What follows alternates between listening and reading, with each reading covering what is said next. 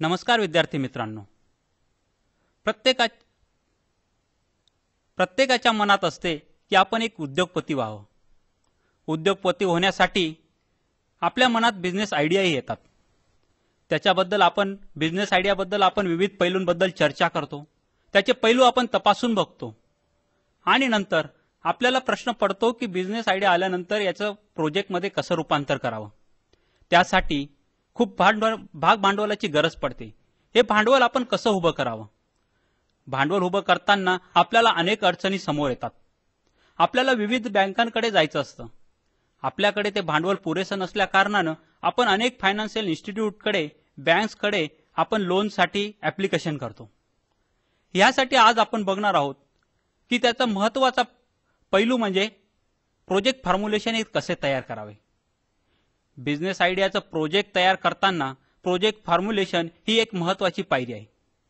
Project फॉर्म्युलेशनमध्ये business idea ही आपण विविध पैलूंनी तपासून बघतो. त्याचे एक ॲनालिसिस करतो. आपण त्याचे क्रिटिकली त्याच्याकडे बघतो व त्यानंतर प्रोजेक्ट फॉर्म्युलेशन हे तयार होते. या भागामध्ये आपण प्रोजेक्ट फॉर्म्युलेशन म्हणजे काय हे बघणार आहोत. प्रोजेक्ट फॉर्म्युलेशनच्या स्टेप्स या कुठल्या कुठल्या असतात हे बघणार आहोत. फिजिबिलिटी रिपोर्ट म्हणजे काय तेही आपण बघणार आहोत. प्रोजेक्ट रिपोर्ट बद्दल आपण सविस्तरपणे चर्चा करणार आहोत व शेवटी आपण फिजिबिलिटी रिपोर्टच्या चेकलिस्ट या बघणार आहोत. आता याबद्दल आपण प्रत्येक पॉइंटची सविस्तरपणे चर्चा करूया. विद्यार्थी मित्रांनो, सुरुवातीला बघूया आपण what is project formulation. Project formulation is a process where Y entrepreneur makes an objective and independent assessment of the various aspects of an investment proposition of a project idea for determining its total impact and also liability. हे आपण अगोदरच बघितलं. Project formulation करताना project idea याच्या विविध पैलूंचा अभ्यास केला जातो. त्याच्या प्रत्येक पदराचा अभ्यास करून मग आपण प्रोजेक्ट फॉर्म्युलेशनकडे वळतो. प्रोजेक्ट फॉर्म्युलेशनच्या काही स्टेप्स असतात. त्या स्टेप्स बद्दल आता आपण चर्चा करणार आहोत. पहिला ऑब्जेक्टिव्ह असतं जनरल ऑब्जेक्टिव्ह. ही एक ब्रॉड टर्म आहे. याच्यामध्ये प्रोजेक्ट हा इम्प्लिमेंट केल्यानंतर आपल्या एक्सपेक्टेड अचिव्हमेंट काय आहेत याबद्दल चर्चा केली जाते. दुसरे ऑपरेशनल ऑब्जेक्टिव्ह. ही एक छोटी टर्म आहे. यामध्ये प्रोजेक्ट हा इम्प्लिमेंट केल्यानंतर त्याच्याकडून रिझल्ट काय एक्सपेक्टेड आहे याबद्दल विचार केला जातो. तिसरं साईज आणि लोकेशन. विद्यार्थी मित्रांनो, प्रोजेक्टची साईज किती असावी, तो मोठा असावा की छोटा, त्याचं लोकेशन कुठे असावं, शहरापासून जवळ असावं की लांब, याबद्दल सविस्तरपणे यात आपण विचार करतो. पुढे criteria for selecting particular project. एखादा प्रोजेक्ट आपण जेव्हा सिलेक्ट करतो त्यासाठी काही बऱ्याच गोष्टी या जबाबदार असतात. त्या गोष्टींचा, त्या विविध पैलूंचा आपण सविस्तरपणे अभ्यास करतो. यामध्ये गोष्टी आपण आता पुढील क्रमाने बघणार आहोत. यात पहिली येते इन्व्हेस्टमेंट साईज. कुठलाही प्रोजेक्ट आता सुरू करताना कमीत कमी 5 करोड ही इन्व्हेस्टमेंटची गरज असते. 2 किंवा 3 करोड मध्ये हा प्रोजेक्टचा विचारही लोक करू शकत नाही. यामध्ये इन्व्हेस्टमेंट ही आपल्याकडे नसल्या कारणानं आपण ती कुठून उभं करू शकतो, कुठल्या मार्गाने उभं करू शकतो याबद्दल चर्चा केली जाते. इन्व्हेस्टमेंट ही पूर्ण प्रकारे उभी केल्यानंतरच आपण प्रोजेक्ट हा पूर्णरित्या फुल फ्लेज मध्ये आपण लागू करू शकतो. दुसरे असतं लोकेशन. नवीन प्रोजेक्ट सुरू करताना शक्यतो तो शहरापासून लांब नसावा. कारण शहराजवळ असला की MSCBची जी अप्रुव्हल असतात ते आपल्याला सहजतेने मिळू शकतात. तसंच MIDC व अनेक गव्हर्नमेंट रेग्युलेशन असतात, त्यांच्या परमिशन व लायसन आपल्याला सहजतेने मिळू शकतात. त्याचा पुढचा मुद्दा असतो टेक्नॉलॉजी. ही टेक्नॉलॉजी कुठली वापरावी. नवीन प्रोजेक्ट असताना नवीन टेक्नॉलॉजी आणावी की जुनीच टेक्नॉलॉजी यूज करावी. मला वाटतं नवीन प्रोजेक्ट असल्या कारणानं आपण जी जुनी टेक्नॉलॉजी आहे जी यूज करून बरेच वर्ष झाले आहेत आणि त्याचे रिझल्ट आपल्या समोर आहेत तीच टेक्नॉलॉजी वापरावी. कारण नवीन टेक्नॉलॉजी जर आपण यूज केली तर आपल्याला फॉरेन लोकांशी आपल्याला कोलॅबरेशन करावं लागेल. तेवढी स्किल लोक आपल्याकडे मिळाली पाहिजेत व ती टेक्निक समजून घेणारी इंजिनियर्स आपल्याकडे पाहिजेत. म्हणून शक्यतो जुनी व जी प्रूव्ह झालेली टेक्नॉलॉजी आहे ती यूज करण्याचा प्रयत्न करावा. पुढील मुद्दा म्हणजे इक्विपमेंट. इक्विपमेंटमध्ये कुठलाही कॉम्प्रोमाइज करू नये. इक्विपमेंट ही चांगल्या प्रकारे चांगल्या कंपनीचीच असली पाहिजे. ती टेक्निकली ती करेक्ट असली पाहिजेत आणि अशा इक्विपमेंटच यूज केले पाहिजेत. पुढचा मुद्दा आहे मार्केटिंग.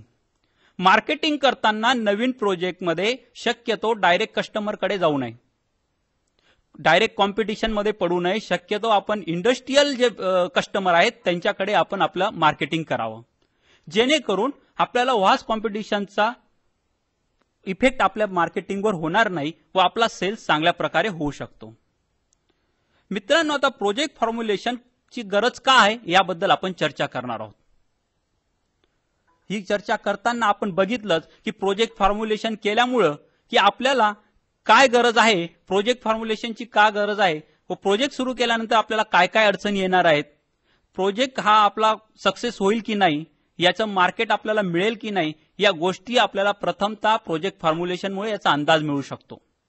प्रोजेक्ट फॉर्म्युलेशन करताना काही आपल्याला अडचणी समोर येतात, त्याबद्दल आपण आता चर्चा करणार आहोत. पहिली अडचण येते सिलेक्शन ऑफ अप्रोप्रिएट टेक्नॉलॉजी. विद्यार्थी मित्रांनो, टेक्नॉलॉजी कुठली सिलेक्ट करावी याबद्दल हा एक मोठा प्रॉब्लेम असतो. टेक्नॉलॉजी जर आपण बाहेरच्या देशातली घेतली तर आपल्याला अनेक समस्यांचं सामोरं जावं लागतं. टेक्नॉलॉजी ही भारतात आणि परदेशात याच्यात बराच फरक असतो. डेव्हलप कंट्रीजमध्ये मोठमोठे प्रोजेक्ट असल्या कारणानं त्यांची टेक्नॉलॉजी ही मॉडर्न असते, पण ती आपल्या भारतासारख्या देशामध्ये ती उपयोगात आणू शकत नाही. कारण आपल्याकडे तेवढी पुरेशी जागा नसते, तेवढे स्किल्स वर्कर आपल्याकडे अवेलेबल नसतात, आपलं तेवढं प्रोडक्शन होत नसतं व तेवढं मार्केटही आपल्याकडे तयार नसतं, म्हणून आपल्याला परदेशातली टेक्नॉलॉजी उपयोगी नसते. त्यामुळे आपण आपल्या देशातलीच वापरलेली टेक्नॉलॉजी व जी सक्सेसफुल झाली आहे ती टेक्नॉलॉजीचा शक्यतो वापर करावा. दुसरी अडचण येते non ability of external economics. विद्यार्थी मित्रांनो, प्रोजेक्ट केल्यानंतर ज्या बाहेरच्या गोष्टी असतात, समजा raw material, spare parts, tools, transportation, communication facilities, या गोष्टींची अत्यंत गरज असते, जी डेव्हलप कंट्रीजमध्ये सहजतेने उपलब्ध असते. पण आपल्या देशात प्रोजेक्ट आपण तयार केल्यानंतर त्याच्या अवतीभोवती या गोष्टी आपल्याला स्वतः तयार कराव्या लागतात. जर एखादं अँसिलरी युनिट असलं तर ते सहजतेने शक्य असतं, पण जर एक स्वतंत्ररित्या युनिट उभं राहिलं तर या गोष्टी आपल्याला तयार कराव्या लागतात व यामुळे आपल्या प्रोजेक्टची कॉस्ट ही अनेक पटीने वाढते. तिसरा प्रॉब्लेम असतो non availability of technically qualified person. विद्यार्थी मित्रांनो, हा मोठा प्रश्न आपल्या देशाच्या इंडस्ट्री समोर आहे. आपल्याकडे जे क्वालिफाईड पर्सनल लागतं, जे ह्युमन रिसोर्स लागतं, ते आपल्याकडे अवेलेबल नाही. हा मोठा प्रॉब्लेम असल्या कारणानं आपण या गोष्टीत कमी पडतो, म्हणून या गोष्टीकडे आपल्याला लक्ष देणं अत्यंत गरजेचं आहे. पुढचा प्रश्न आहे रिसोर्स मोबिलायझेशन. विद्यार्थी मित्रांनो, प्रॉफिट हा लवकरात लवकर सुरू व्हावा, जेणेकरून आपलं इन्व्हेस्टमेंट ही परत येऊ शकेल, ही गोष्ट अत्यंत गरजेची असते.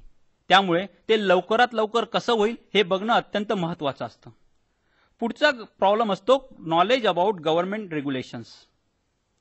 गव्हर्नमेंट रेग्युलेशन्स हे नेहमी बदलत असतात. काही इम्पोर्ट करणाऱ्या गोष्टी, काही एक्सपोर्ट होणाऱ्या गोष्टी यावर बंदी असते, काही गोष्टींच्या प्रोडक्शनला मर्यादा असते. या सगळ्या गोष्टींचा विचार करावा लागतो व या सगळ्या गोष्टी एकाच ठिकाणी उपलब्ध नसल्या कारणानं अनेक डिपार्टमेंटमध्ये आपल्याला जाऊन याची चौकशी करून माहिती घ्यावी लागते आणि हा एक मोठा प्रॉब्लेम इंडस्ट्री समोर असतो. आता मित्रांनो, आपण सिग्निफिकन्स ऑफ प्रोजेक्ट फॉर्म्युलेशन याबद्दल बघणार आहोत. प्रोजेक्ट फॉर्म्युलेशन हा एक बेस पासपोर्ट आहे. एखाद्या फायनान्शियल इन्स्टिट्यूटकडे आपल्याला जर जायचं असलं तर हा एक चांगला आपल्याकडे एक चांगली पद्धत आहे. हे प्रोजेक्ट फॉर्म्युलेशन आपण एखाद्या इन्स्टिट्यूटकडे घेऊन गेलो तर त्याचा अभ्यास करून फायनान्शियल इन्स्टिट्यूट हे आपल्याला चांगल्या पद्धतीने मदत करू शकतात. कारण याच्यावरून त्यांना सगळ्या गोष्टींची कल्पना येते. यांचं रॉ मटेरियल काय, यांची प्रोडक्शन कॉस्ट काय, यांचं मार्केट काय, या सगळ्या गोष्टींची आयडिया त्यांना या प्रोजेक्ट फॉर्म्युलेशनवरून उपलब्ध होते. दुसरं grace assistant of obtaining necessary government clearance and procedure formalities.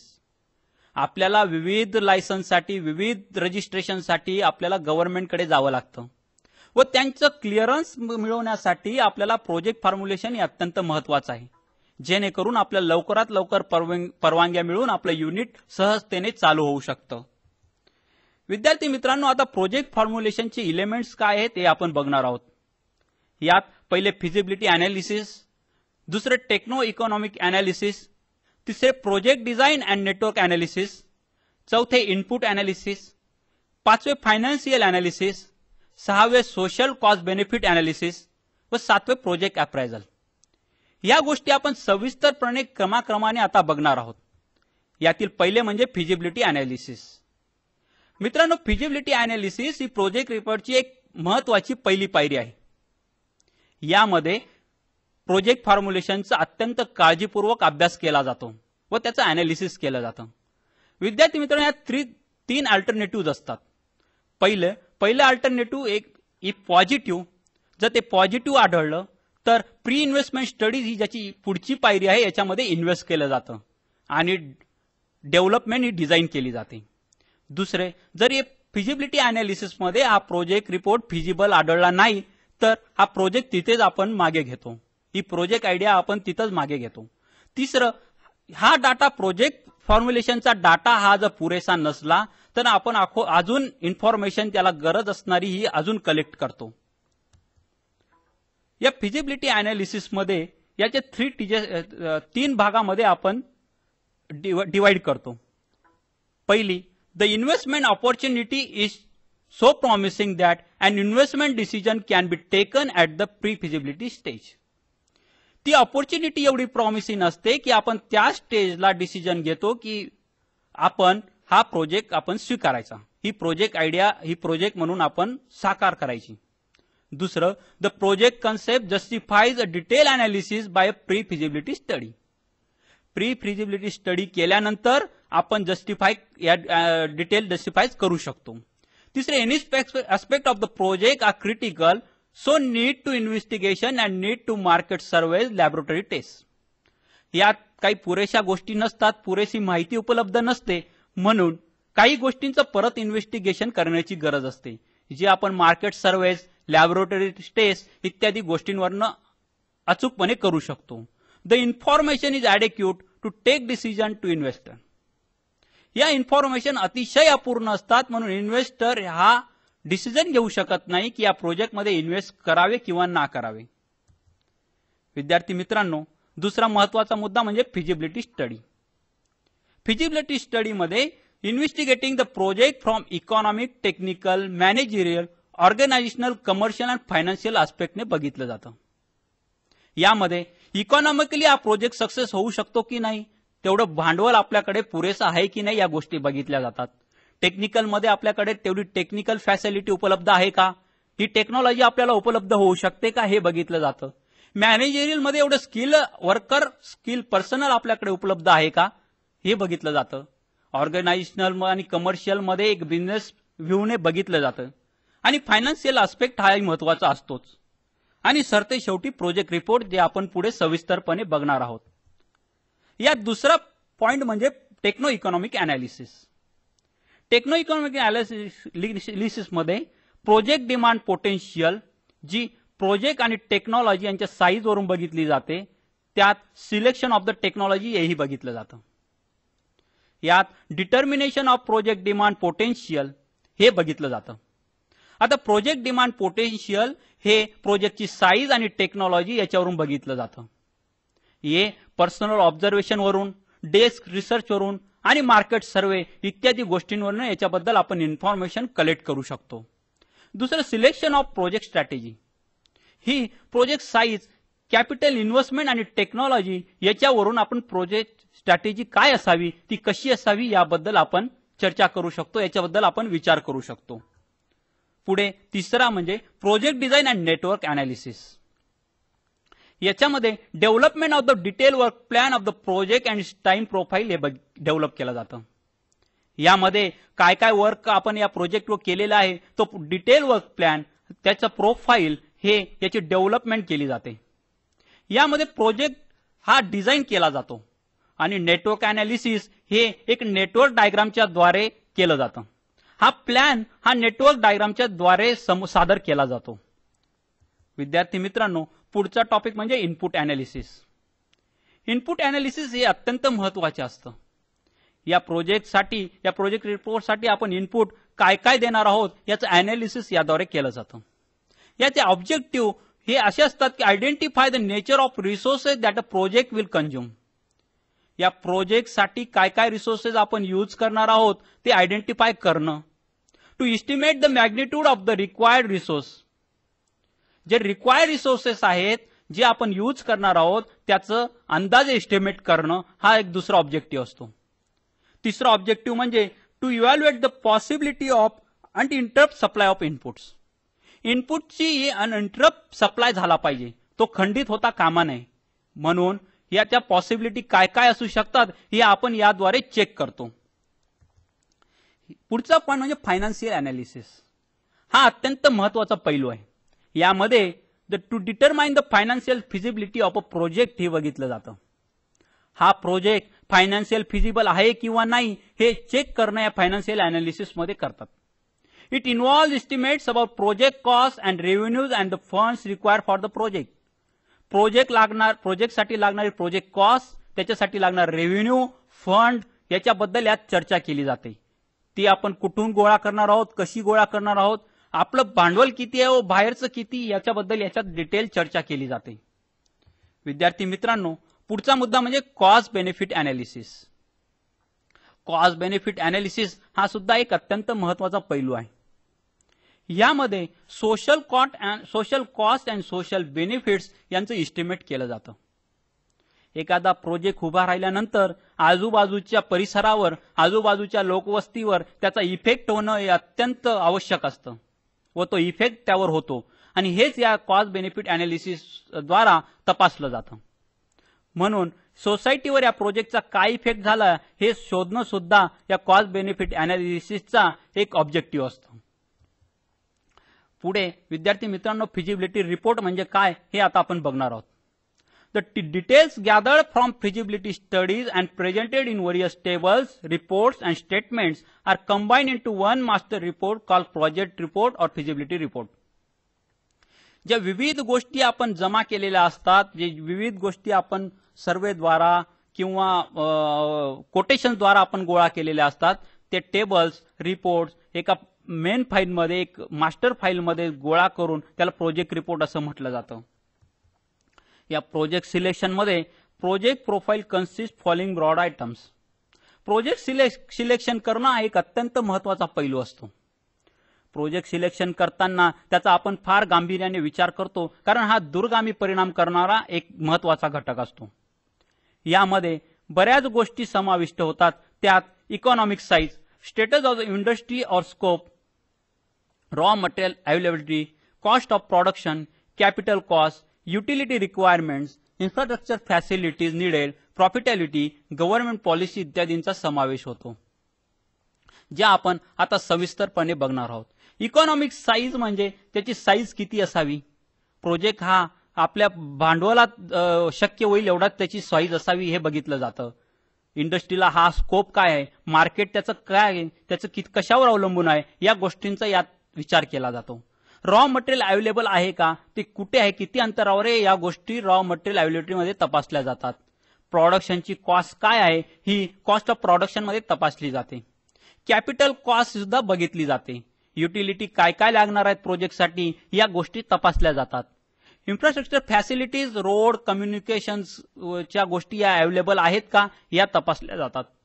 Profit ratio कसा आहे हे सुद्धा बघितलं जातं. आणि या प्रोजेक्ट किंवा या प्रोजेक्टच्या प्रॉडक्ट बद्दल गव्हर्नमेंटच्या पॉलिसीज कशा आहेत यात तपासल्या जातात. आता पुढील मुद्दा म्हणजे criteria use for project selection. हा प्रोजेक्ट सिलेक्शन करताना आपण काय काय क्रायटेरिया वापरतो याची आपण चर्चा करणार आहोत.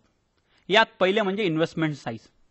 इन्व्हेस्टमेंट साईज ही खूप जास्त नसावी, कारण आपल्या भारतासारख्या देशात या गव्हर्नमेंट पॉलिसीज या नेहमी चेंज होत असतात. त्यामुळे इन्व्हेस्टमेंट साईज ही शक्यतो छोट्या स्वरूपात असावी. दुसरं लोकेशन. लोकेशन हे शहरापासून फार लांब नसावं. शहराच्या जवळ अनेक आदिवासी पट्टा असतो, त्यात आपण हा प्रोजेक्ट सहजतेने उभा करू शकतो, जेणेकरून MSCB, MIDC सारख्या संस्थांकडनं आपल्याला सहजतेने आपल्याला सगळे रजिस्ट्रेशन व फॅसिलिटीज या सहजतेने मिळू शकतात. तिसरं टेक्नॉलॉजी. मगाशी चर्चा केल्याप्रमाणे टेक्नॉलॉजी ही शक्यतो भारतात यूज केलेली व जी सक्सेस झालेली आहे अशी टेक्नॉलॉजी यूज करावी. इक्विपमेंटमध्ये कॉम्प्रोमाइज करू नये. इक्विपमेंट हे स्टँडर्ड असावेत, चांगल्या प्रतीचे व चांगल्या कंपनीचे यूज करावे. मार्केटिंग करताना शक्यतो डायरेक्ट कस्टमरकडे जाऊ नये. आपण इंडस्ट्रियल कस्टमर शक्यतो शोधावे व त्यांनाच आपलं प्रॉडक्टची मार्केटिंग ही करावी. पुढे पॉवर अँड वॉटर. प्रोजेक्टसाठी आवश्यक असणारं पॉवर आणि वॉटर हे जवळ असणं किंवा अवेलेबल असणं अत्यंत आवश्यक आहे. शक्यतो पॉवर व वॉटर जास्त असणं याच्यावर अवलंबून असलेला प्रोजेक्टचा आपण विचार करू नये. पुढची गोष्ट अदर्स परफॉर्मन्स. या प्रकारच्या इंडस्ट्रीचा परफॉर्मन्स कसा आहे, त्यांचं मार्केट सेल कसं आहे, त्यांचं प्रॉफिट रेशो कसा आहे याचा यात अभ्यास करावा. Working capital required. आपल्याला कॅपिटलची किती गरज आहे, आपल्या स्वतःकडे किती आहे व आपण बाहेरून किती उभं करणार आहोत याचा तपशील यात अभ्यासला जातो. पुढील मुद्दा म्हणजे लेबर कंपोनंट. लेबर कंपोनंट हा अत्यंत महत्वाचा मुद्दा आहे.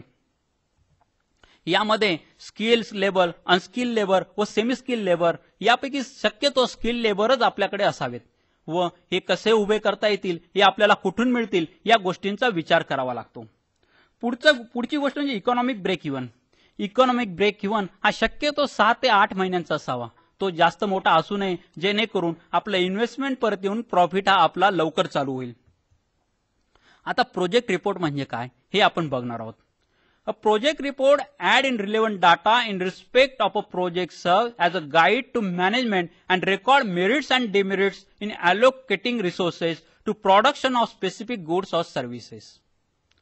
यात आपण मेरिट डिमेरिट या गोष्टी तपासून बघतो, त्यांचे रिसोर्सेस यांचे अलोकेट करतो. या गोष्टी या प्रोजेक्ट रिपोर्टमध्ये समाविष्ट होतात. It enables the entrepreneur to understand at the initial stage whether the project is sound on technical, commercial, financial and economic parameters. हा प्रोजेक्ट जेव्हा आपण सुरुवातीला समजून घेतो तेव्हा हा प्रोजेक्ट किती साऊंड आहे या गोष्टी तपासून बघतो. त्या गोष्टी आपण टेक्निकली, कमर्शियली, फायनान्शियली आणि इकॉनॉमिकली पॅरामीटर्स वापरून या गोष्टी आपण तपासून बघू शकतो व आपण आपली खात्री करू शकतो की हा प्रोजेक्ट किती साऊंड आहे. पुढील गोष्ट parties interested in project report. आता प्रोजेक्ट रिपोर्ट तयार झाल्यानंतर याच्यात इंटरेस्ट कोणाकोणाला असतो. यात फायनान्शियल इन्स्टिट्यूट आणि कमर्शियल बँकर्स हे दोघं इंटरेस्टेड असतात. कारण आपण जेव्हा लोनसाठी जातो तेव्हा प्रोजेक्ट रिपोर्टमधून फायनान्शियल इन्स्टिट्यूशन्स आणि कमर्शियल बँकर्स यांना या प्रोजेक्टबद्दल सविस्तरपणे माहिती त्यांच्या समोर उभी राहते. ती तोंडी नसून ती कागदावर उपलब्ध असते. त्यांच्या समोर विविध सर्वेस, टेबल्स हे मांडलेले असतात. रॉ मटेरियल कुठून येणार आहे, इथून यापासून labour, market surveys, production cost आणि प्रॉडक्ट कुठे विकणार आहोत त्याचा मार्केट याबद्दल सविस्तरपणे चर्चा केलेली असते व याचा अभ्यास करून फायनान्शियल इन्स्टिट्यूशन्स व कमर्शियल बँकर्स हे आपल्याला लोन देण्याचा विचार करतात. आता विद्यार्थी मित्रांनो, प्रोजेक्ट रिपोर्टचा स्कोप काय आहे याबद्दल आपण बघणार आहोत. पहिला स्कोप आहे इकॉनॉमिक एस्पेक्ट्स. यामध्ये how big is the present market, how much it likely to grow, how much of the future market या गोष्टींचा विचार केलेला असतो. या शक्यतो आता जे प्रॉडक्ट आपलं मार्केटमध्ये येईल त्याचं प्रेझेंट मार्केट किती आहे, हे किती पटीने वाढेल व याचं फ्युचर मार्केट काय आहे याचा अतिशय योग्य व उहापोह केलेला असतो. दुसरं टेक्निकल आस्पेक्ट.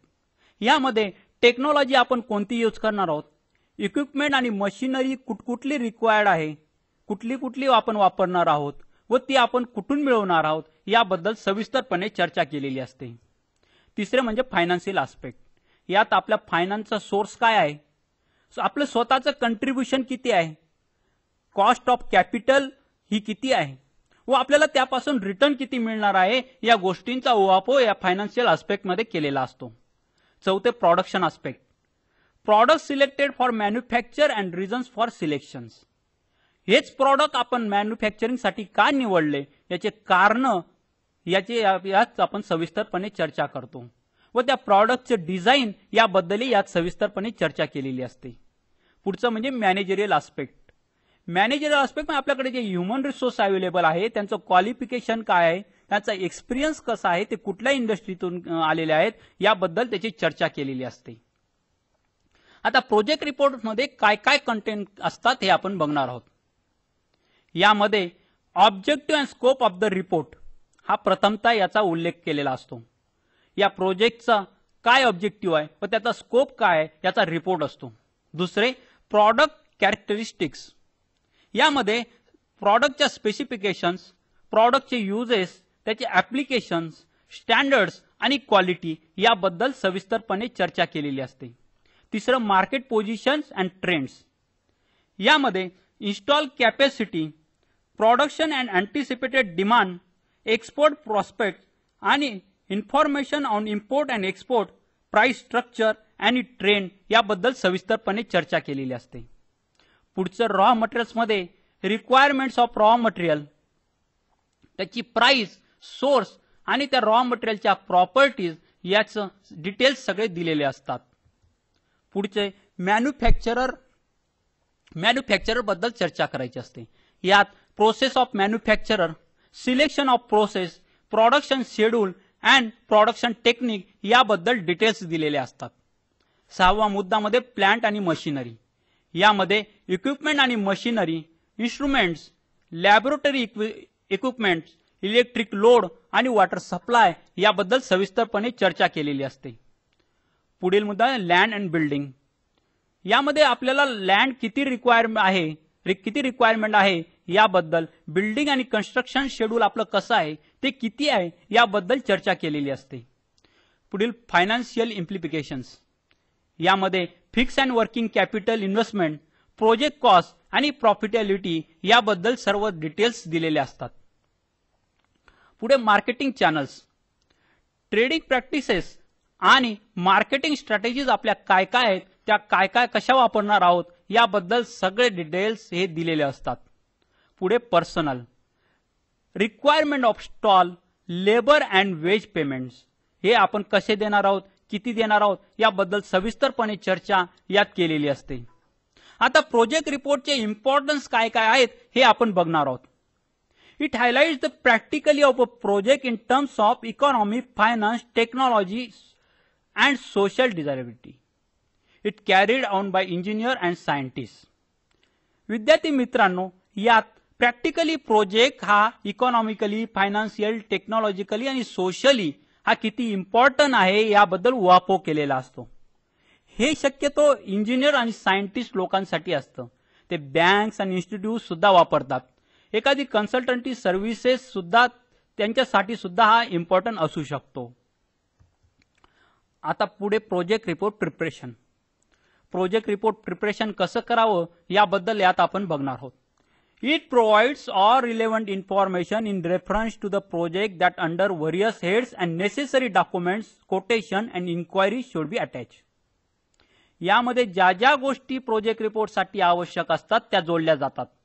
यात सगळी डॉक्युमेंट्स, कोटेशन्स आणि इन्क्वायरी ज्या आपण केलेल्या असतात त्याची पेपर्स ही सुद्धा जोडली जातात.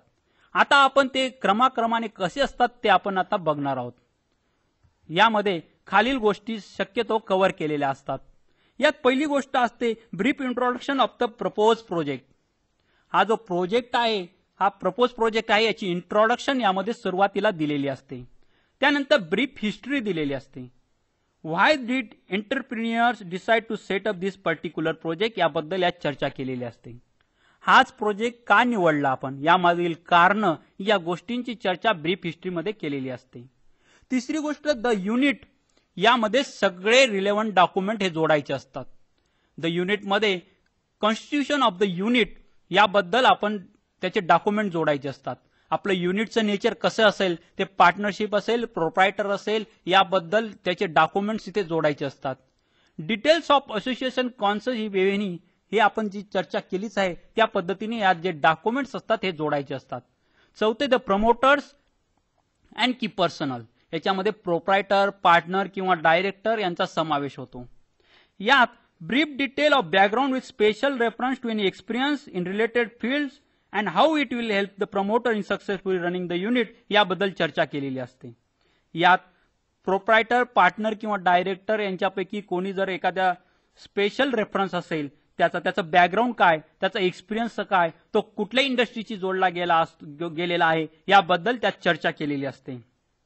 आणि हे जे युनिट आहे ते सक्सेसफुली रन करण्यासाठी त्याची काय मदत होऊ शकते याचं यात चर्चा केलेली असते. दुसरी गोष्ट म्हणजे इन्क्लोज बायोडाटा. यामध्ये यांचे बायोडाटाही जोडले गेलेले असतात. त्यात data wise details of education, jobs, health and business industrial activities undertaken या गोष्टींचा समावेश असतो. त्यांनी कुठे कुठे जॉब केलेला आहे त्याचा एक्सपिरियन्स व त्यांचा सगळा बायोडाटा जो आवश्यक असतो तो यात जोडलेला असतो. आता पुढचा मुद्दा म्हणजे प्रॉडक्ट. हा अत्यंत महत्वाचा मुद्दा असतो. यामध्ये description of the product to be manufacture या गोष्टीचा पहिले समावेश असतो. यात प्रॉडक्ट जे आपण प्रोडक्शन करणार आहोत प्रॉडक्टचं याबद्दल डिस्क्रिप्शन याची चर्चा केलेली असते. त्यानंतर हा प्रॉडक्ट कुठे वापरला जाणार आहे याबद्दल डिटेल चर्चा केलेली असते. त्यानंतर प्रॉडक्ट रेंज ही आपली काय आहे याबद्दल यात चर्चा केलेली असते व त्याबद्दल सविस्तर त्याचे टेक्निकल डिटेल्स हे दिले गेलेले असतात. पुढचा मुद्दा म्हणजे मार्केटिंग अँड कॉम्पिटिशन. यात मार्केटिंग या गोष्टीचा अत्यंत महत्वपूर्ण विचार केलेला असतो. आपण आपल्या प्रॉडक्टचं मार्केटिंग कसं करणार आहोत, त्याला कॉम्पिटिशन किती आहे याबद्दल यात सविस्तर चर्चा असते. यात पहिले जनरल ओव्हरऑल ट्रेंड्स काय आहेत, काय ट्रेंड्स सध्या वापरले जातात सोसायटीमध्ये याबद्दल चर्चा असते. नंतर डिमांड जी असते लोकांकडून तिचं ओव्हरऑल इस्टिमेट केलं जातं. ती कोणत्या स्वरूपात, कुठल्या प्रकारे, कोणत्या प्रकारच्या एज कडून डिमांड आहे याचा उहापोह केलेला असतो. तिसरं segmentation of estimated demand, the propose share of the unit and projected share of first 3 years. यात सेगमेंटेशन हे डिमांडचं केलं जातं. सेगमेंटेशन केल्यानंतर आपला शेअर्स, आपल्या युनिटचा शेअर या डिमांडमध्ये किती असेल व आपला सेल्स हा किती असू शकेल, पहिल्या 3 वर्षामध्ये किती असू शकेल याचा साधारणतः अंदाज यामध्ये घेतला जातो. याच्या पुढे region or segment propose to be covered by the unit. आपण कुठला रिजन व्यापणार आहोत, आपलं सेगमेंटेशन काय असणार आहे याबद्दल यात चर्चा असते. त्याच्या पुढे competition and how does the unit propose to meet the competition. आपल्याला किती कॉम्पिटिशन आहे व ती कॉम्पिटिशन फेस आपण कुठल्या प्रकारे करणार आहोत, कसल्या स्वरूपात करणार आहोत याबद्दल यात डॉक्युमेंट जोडलेले असतात. नंतर प्राइस अँड क्वालिटी. आपण आपल्या प्रॉडक्टची प्राइस काय ठेवणार आहोत, त्याची क्वालिटी कुठल्या प्रकारची असेल याच्याबद्दलचे टेक्निकल डिटेल्स हे इथे दिले जातात. नंतर मार्केटिंग स्ट्रॅटेजी आपण कुठली यूज करणार आहोत, कुठल्या कुठल्या प्रकारच्या स्ट्रॅटेजी आपण करणार आहोत, मार्केटिंग मिक्स आपण कुठले वापरणार आहोत यात याची चर्चा केलेली असते. पुढे value of orders in hand and expected shortly. आपल्या हातात सध्या किती ऑर्डर्स आहेत किंवा आपल्या हातात किती लवकरात लवकर आपल्याला किती ऑर्डर मिळू शकतात याबद्दल सगळे डिटेल्स याच्यात दिलेले असतात. पुढे मॅन्युफॅक्चरिंग प्रोसेस. यामध्ये मॅन्युफॅक्चरिंग प्रोसेस आपण कुठली वापरणार आहोत याबद्दल चर्चा केलेली असते. मॅन्युफॅक्चरिंग प्रोसेस हा अत्यंत महत्वाचा मुद्दा असतो. यामध्ये प्रोसेस फ्लो चार्ट हा डिटेलपणे दिला जातो. फ्लो चार्ट आपला कसा असेल प्रोसेसचा, कुठल्या स्टेजमधून कुठल्या स्टेजमध्ये जाईल याबद्दल फ्लो चार्ट दिलेला असतो आणि तो आपण इथे देतो. नंतर giving the manufacturing flow from one process to the next. एका प्रोसेस पासून नेक्स्ट प्रोसेसमध्ये मॅन्युफॅक्चरिंग फ्लो कसा होणार आहे त्याचे आपण डिटेल्स इथे दिलेले असतात. आणि एक मशीन पासून दुसऱ्या मशीनवर हा प्रॉडक्ट कसा जाणार आहे याबद्दलही डिटेल्स याच्यात दिलेले असतात. Various operation of each item, sequence of operation and time taken for each operation. याच्यामध्ये कुठले कुठले ऑपरेशन्स वापरणार आहोत, त्या ऑपरेशनचा सिक्वेन्स आणि त्याच्यासाठी प्रत्येक ऑपरेशनसाठी घेणारा टाइम याचे डिटेल्स यात दिलेले असतात. यात input and output ratios between raw material and finish product. Input किती वापरणार आहोत व त्याच्यापासून आउटपुट आपल्याला किती मिळणार आहे याचा रेशो सुद्धा यात डिटेल हा दिला जातो. पुढे एनी स्पेशल टेक्निक्स इन्व्हॉल्व, आपण काही केलं आहे का याबद्दल यात चर्चा केली जाते. पुढील महत्वाचं म्हणजे मशिनरी आणि प्लांट कॅपॅसिटी ही किती आहे ह्या गोष्टी तपासल्या जातात. यामध्ये details of machinery required for the project. या प्रोजेक्टसाठी काय कुठली मशिनरी रिक्वायरमेंट आहे त्याचं पूर्ण डिटेल दिले जातात. त्याचे टेक्निकली स्पेसिफिकेशन दिले जातात. कॅपॅसिटी मशीनची दिली जाते, त्याच्यासाठी किती पॉवर लागणार आहे या गोष्टीची चर्चा केली जाते. टेक्निकली डिटेल्स दिले जातात. मशिनरीचे स्पेसिफिकेशन्स हेही दिले जातात. त्यानंतर सप्लायरचे डिटेल्स आपण तिथे जोडावे लागतात. नंतर आपल्याला मशीनची प्राइस ही किती आहे हे सुद्धा आपल्याला तिथे द्यावे लागतं. त्यात आपण केलेल्या इन्क्वायरी, विविध कोटेशन्स हे जोडावे लागतात. स्पेअर पार्ट्स कुठले कुठले रिक्वायर्ड आहेत, त्यांच्या किमती, ते कुठे अवेलेबल आहेत याबद्दल तिथे लिस्ट द्यावी लागते. Reasons for selecting a particular supplier along with quotations. हे सप्लायर आपण का निवडले याबद्दल यात चर्चा केली जाते. त्यांची लिस्ट दिली जाते व त्यांचे कोटेशनही सबमिट करावे लागतं. जर सेम कंपनीचे दुसरे युनिट मधले सप्लायर असले तर त्यांची लिस्ट त्यांच्या लिस्टबद्दल चर्चा केली जात नाही. त्यानंतर महत्वाचा मुद्दा म्हणजे रॉ मटेरियल. रॉ मटेरियलचे कुठलं रॉ मटेरियल आपल्याला गरजेचं आहे त्याचे डिटेल्स इथे दिले जातात. त्याचे स्पेसिफिकेशन्स काय काय आहेत, ते कुठे अवेलेबल आहेत, सप्लाय करणारे सप्लायर्स कोण कोण आहेत, त्यांचे नावं, त्यांचे सोर्सेस हे इथे दिले जातात. जर गव्हर्नमेंटने एखादा कोटा सिलेक्ट केलेला असेल, हा प्रॉडक्ट त्या कोट्यात येतो की नॉन कोट्यात येतो किंवा इम्पोर्टेड आयटमाइज, या गोष्टींची चर्चा यात केली जाते. त्याची प्राइस काय असेल, नंतर मिनिमम ऑर्डर क्वांटिटी किती असेल, ही याची चर्चा केली जाते. काही सप्लायर हे काही क्वांटिटी हे डिक्लेअर करतात, तेवढ्या प्रकारची क्वांटिटी ही घेणं गरजेचं असतं. त्यानंतर आपल्याला सप्लायर हा काही क्रेडिट देणार आहे का याबद्दल इथे चर्चा केलेली असते. क्रेडिट देणार असेल तो किती व कुठल्या स्वरूपात व किती दिवसांसाठी याबद्दल इथे सविस्तरपणे डिटेल्स दिले जातात. नंतर लुब्रिकंट्स आपण कुठले वापरणार आहोत का, तर वापरणार असेल तर ते कुठले व किती प्रमाणात याबद्दल इथे सविस्तरपणे डिटेल्स दिले जातात. यानंतरचा महत्वाचा मुद्दा म्हणजे लँड अँड बिल्डिंग.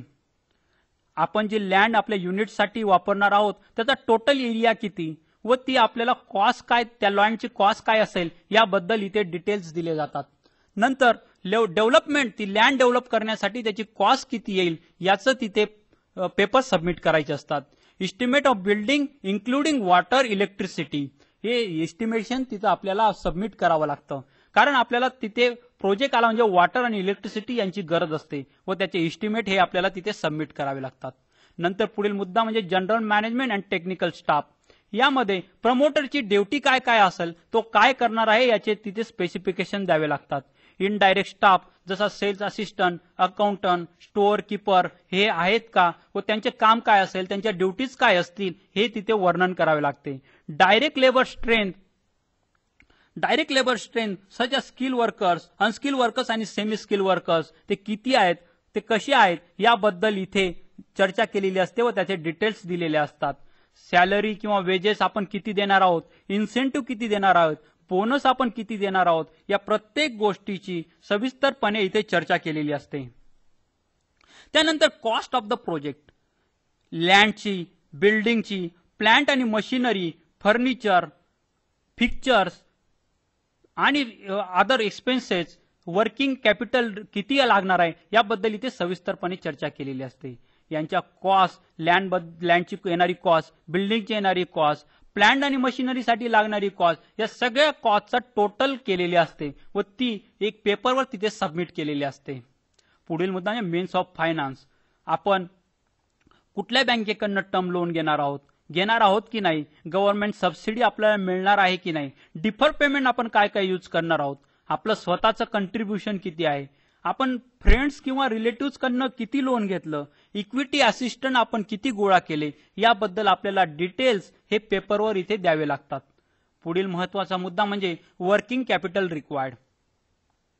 आपला मंथली सेल्सचा अंदाजे किती असेल, आपली कॉस्ट ऑफ रॉ मटेरियल जी महिन्याला आपण यूज करणार आहोत त्याची काय असेल, टोटल मंथली प्रोडक्शन कॉस्ट ही काय असेल, ऍव्हरेज रॉ मटेरियल स्टॉकिंग ही किती असेल, ऍव्हरेज पिरियड ऑफ प्रोसेसिंग हा किती असेल, फिनिश गुड स्टॉकिंग लेवल ही किती असेल, कॅश सेल आपला कसा असेल, क्रेडिट सेल आपला कसा असेल, ऍव्हरेज क्रेडिट अवेलेबल आपल्याला मार्केटमधून किती असेल, या गोष्टींची येथे सविस्तरपणे चर्चा करायची असते.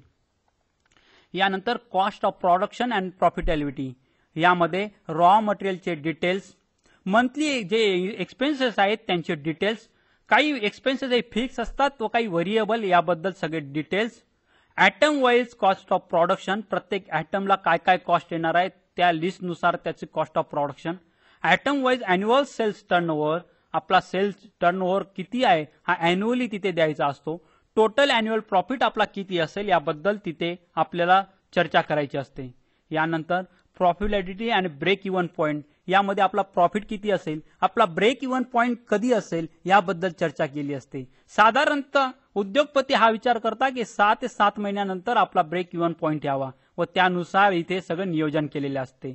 त्यानंतर प्रोजेक्ट इम्प्लिमेंटेशन शेड्यूल हे कसं असेल, हा आपण इम्प्लिमेंट कधी करणार आहोत, कसा करणार आहोत, याचं डिटेल शेड्यूल हे आपल्याला द्यावे लागतं.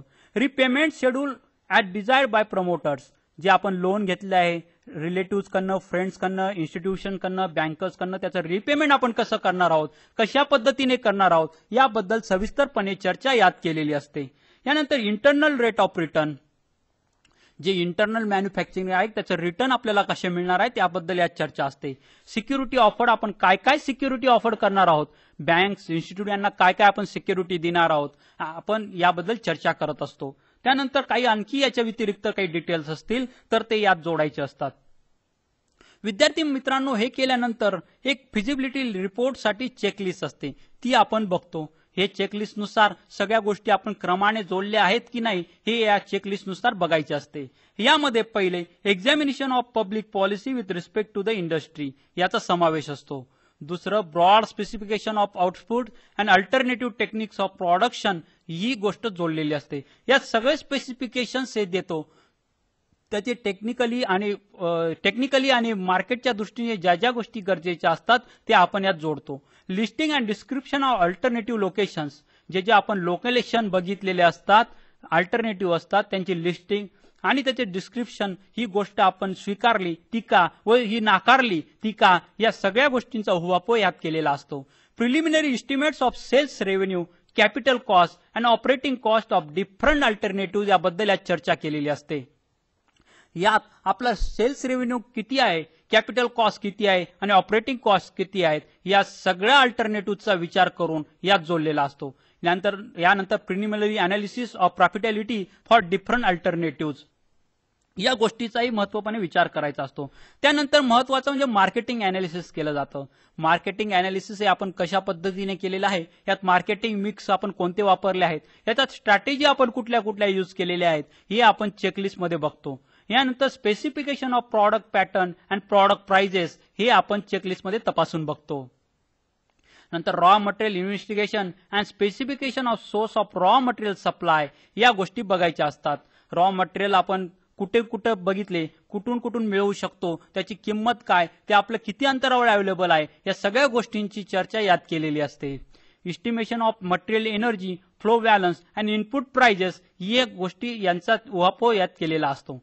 Listing of major equipment by type, size and cost, आपले जे इक्विपमेंट आपण यूज करणार आहोत ते कुठल्या कुठल्या टाईपचे आहेत, त्यांची साईज काय आहे आणि त्याची कॉस्ट काय, याची लिस्टिंग यात केलेली असते व ती सादर करायची असते.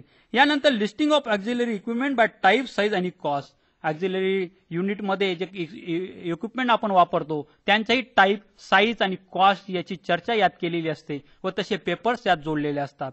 Specification of sources of supply for equipment and process know how, यामध्ये आपण इक्विपमेंटचा सप्लाय कुठून मिळणार आहे, त्याचे सोर्सेस काय आहे व त्याची प्रोसेस कशी आहे, याची चर्चा केलेली असते. Specification of site and completion of necessary investigation, याबद्दल यात चर्चा केलेली असते. आपण साईटचे स्पेसिफिकेशन्स आणि कम्प्लिशन हे दिलेले असते. Listing of building structures and yard facility by type, size and cost, यामध्ये बिल्डिंगच्या लिस्ट, आपण कुठल्या कुठल्या बिल्डिंग बांधणार आहोत, त्याचं स्ट्रक्चर कसं आहे, त्याच्या फॅसिलिटीज काय, पण काय काय तिथे पुरवणार आहोत, त्याची साईज, टाईप आणि कॉस्ट, या गोष्टींचे पेपर्स यात जोडलेले असतात. पुढे specification of supply source, connection cost and other cost for transportation service, water supply and power, ही गोष्ट अत्यंत महत्वाची असते.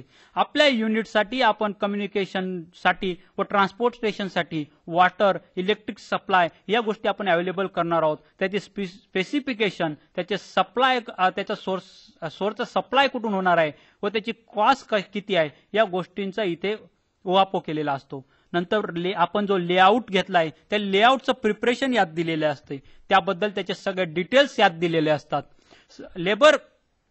आता लेबर वाईज स्किल, आपण लेबर वापरणार आहोत की अनस्किल, याबद्दल रिक्वायरमेंट आपली काय आहे, त्यांचे स्पेसिफिकेशन्स काय व त्यांची कॉस्ट किती आहे, याबद्दल सगळे डिटेल्स यात दिलेले असतात.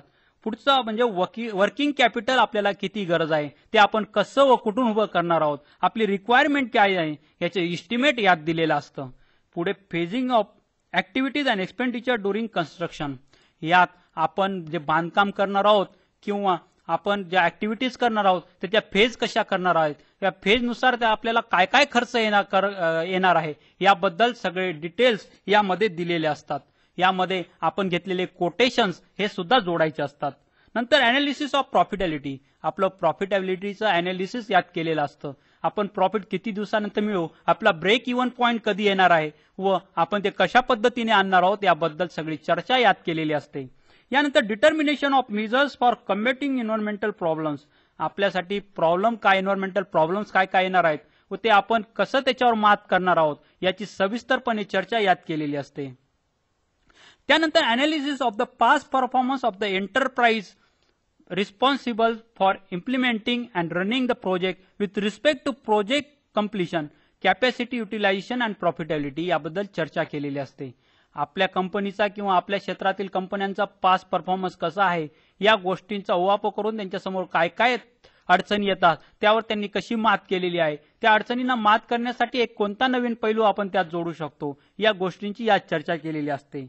पुढे state of preparedness of implement the project rapidly, project आप लवकरात लवकर कसा तयार होईल, कसा इम्प्लिमेंट होईल, लवकरात लवकर कसा सुरू होईल याबद्दल काही आपल्या आयडियाज, त्याबद्दल आपले काही तर्क यात जोडलेले असतात. आता विद्यार्थी मित्रांनो, प्लॅनिंग कमिशनने सुद्धा काही प्रोजेक्ट रिपोर्टसाठी काही गाईडलाईन्स या दिलेल्या आहेत. त्या गाईडलाईन्स कुठल्या प्रकारच्या आहेत ते आपण आता बघू. त्यामध्ये जनरल इन्फॉर्मेशन ही पहिली, त्यात सगळ्या प्रॉडक्ट बद्दल व युनिट बद्दल ज्या ज्या जनरल इन्फॉर्मेशन असतात त्या यात जोडायच्या असतात. प्रिलिमिनरी अनालिसिस ऑफ अल्टरनेटिव्ह, जे आपण ज्याच्याबद्दल आपण चर्चा अगोदरच केलेली आहे की याचे अल्टरनेटिव्ह काय, त्याचे अनालिसिस यात केलेले असतात. प्रोजेक्ट डिस्क्रिप्शन, प्रोजेक्ट बद्दल सगळं डिटेल्स डिस्क्रिप्शन यात असतं. मार्केटिंग प्लॅन आपले काय काय आहेत, याच्यासाठी कॅपिटल रिक्वायरमेंट किती आहे व त्याची कॉस्ट किती आहे, ऑपरेटिंग रिक्वायरमेंट्स किती आहे व त्याची कॉस्ट किती आहे, फायनान्शियल अनालिसिस, इकॉनॉमिकल अनालिसिस या गोष्टींची यात चर्चा केलेली असते. विद्यार्थी मित्रांनो, आता शेवटचा मुद्दा म्हणजे प्रोजेक्ट अप्रायझल. प्रोजेक्ट अप्रायझल म्हणजे assessment of the project in terms of it technical, legal, financial, social, commercial, ecological, economic, organisational and manager इत्यादी गोष्टींना त्याची असेसमेंट केली जाते. याला प्रोजेक्ट अप्रायझल असे म्हणतात. यामध्ये टेक्निकली तो किती साऊंड आहे, ही टेक्नॉलॉजी इथे अवेलेबल आहे की नाही या गोष्टी तपासल्या जातात. लीगल म्हणजे कायद्यात बसणारा प्रॉडक्ट आहे की कायदेबाह्य आहे या गोष्टी यात तपासल्या जातात. आपल्या देशाच्या नियमात बसणारा प्रॉडक्ट हा यात बघितला जातो. काही प्रॉडक्ट यांना इम्पोर्ट करण्यात व काही एक्सपोर्ट करण्यात बंदी असते, काहींना कोटा पद्धत असते, या गोष्टी यात तपासल्या जातात. फायनान्शियली हा प्रॉडक्ट किती साऊंड आहे हे यात बघितलं जातं. आपल्याला फायनान्शियल दृष्ट्या हे शक्य आहे का हे यात तपासलं जातं. सोशल इफेक्ट या प्रोजेक्टचा काय, याच्यावर सोसायटीवर काय काय इफेक्ट होणार आहे, तो पॉझिटिव्ह असेल की निगेटिव्ह व तो इफेक्ट कमी करण्यासाठी आपण काय काय करू शकतो इत्यादी गोष्टी यात तपासल्या जातात. नंतर कमर्शियली हा प्रोजेक्ट सक्सेस होऊ शकतो की नाही, त्यासाठी काय काय उपाययोजना गरजेच्या आहेत व त्या कशा आपण वापराव्या याबद्दल यात चर्चा केली जाते. इकॉलॉजिकल हा योग्य आहे की नाही हे यात तपासलं जातं. इकॉनॉमिकली आपला प्रोजेक्ट सक्सेस होईल की नाही याबद्दल यात तपासलं जातं. तो इकॉनॉमिकली आपल्याला रिटर्न देऊ शकेल की नाही, प्रॉफिट आपल्याला किती दिवसानंतर मिळेल, ब्रेक इव्हन पॉईंट आपला कसा असेल याबद्दल यात सविस्तर डिटेल्स असतात. ऑर्गनायझेशनल आणि मॅनेजरियल या गोष्टी अत्यंत महत्वाच्या असतात. आपला ऑर्गनायझेशन स्ट्रक्चर कसा असेल, त्याच्यात हेरार्की कशी असेल, कोण कोणाला रिपोर्ट देईल व आपलं मॅनेजरियल स्किल कसं असेल, आपले एक्सपिरियन्स लोक कसे असतील व ते कसं मॅनेजमेंट करतील या गोष्टींचा ओहापोह यात केलेला असतो. विद्यार्थी मित्रांनो, हे सविस्तर आपण प्रोजेक्ट रिपोर्ट कसा असावा याबद्दल आपण यात चर्चा केली. यामध्ये प्रोजेक्ट रिपोर्टसाठी लागणारे डिटेल्स ते कसे मिळवावेत व ते कसे क्रमाक्रमाने जोडावेत याबद्दलही आपण यात चर्चा केली. या गोष्टी सगळ्या बघताना आपण आता महत्वाच्या गोष्टीकडे जाणार आहोत, ते म्हणजे आपण या टॉपिकमध्ये काय काय गोष्टी बघितल्याबद्दल चर्चा करणार आहोत. याच्यात आपण सुरुवातीला प्रोजेक्ट फॉर्म्युलेशन म्हणजे काय हे आपण बघितलं. नंतर प्रोजेक्ट फॉर्म्युलेशनच्या स्टेप्स कशा कशा असाव्यात हे आपण बघितल्या व त्या सविस्तरपणे त्याच्यात चर्चा केल्या. नंतर फिजिबिलिटी रिपोर्ट म्हणजे काय, त्याचे फिजिबिलिटी रिपोर्टसाठी कुठल्या कुठल्या गोष्टी गरजेच्या असतात, त्या कशा क्रमाने लावाव्यात, त्याच्यासाठी कुठले कोटेशन्स कसे लावावेत याबद्दल आपण बघितलं. प्रोजेक्ट रिपोर्ट हा कसा तयार करावा हे आपण बघितलं. नंतर फिजिबिलिटी रिपोर्टची चेकलिस्ट ही आपण बघितली आणि कुठल्या पद्धतीने चेक करावे हेही बघितले. विद्यार्थी मित्रांनो, आता नक्कीच आपण आपल्या प्रोजेक्टसाठी फायनान्स कसं मिळावं व कसं उभं करावं, त्यासाठी प्रोजेक्ट फॉर्म्युलेशन कसं तयार करावं हे आपण आजच्या सत्रावरून निश्चित समजू शकला असाल अशी मला अपेक्षा आहे. थँक्यू.